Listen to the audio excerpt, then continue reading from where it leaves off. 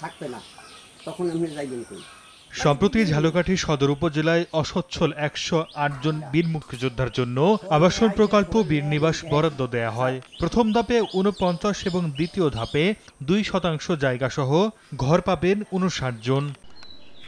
প্রথম ধাপের বীর নিবাসের নির্মাণ কাজ ২০২৩ সালের সেপ্টেম্বরে শুরু হয়ে চলতি বছরের ৩১ মার্চ শেষ হওয়ার কথা ছিল, কিন্তু এখনো বাকি অনেক কাজ। মাত্র ১৫টি পরিবারকে বাড়ি বুঝে দেয়া হলেও এখনো কাজ অসমাপ্ত, আর বাকি ৩৪ জন কাজ শেষ করার জন্য ধর্ণা দিচ্ছেন প্রকল্প অফিসে।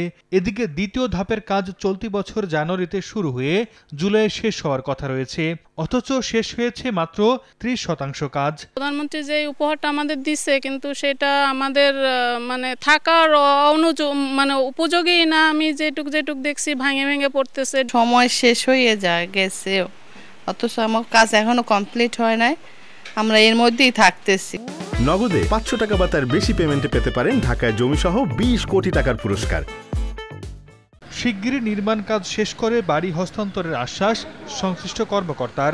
বীর মুক্তিযোদ্ধা মহোদয় যারা আছেন তারা যেগুলো কমপ্লেন আমাদের করেন টুকটাক, এগুলো আমরা ঠিকাদারের মাধ্যমে এগুলো দ্রুত রেকটিফাই করার আমরা ব্যবস্থা নিতেছি। বীর নিবাস প্রকল্পের প্রতিটি বাড়ি নির্মাণে ব্যয় ধরা হয়েছে প্রথম ধাপে ১৪ লাখ ও দ্বিতীয় ধাপে ১৮ লাখ টাকা। সময় সংবাদ, ঝালকাঠি।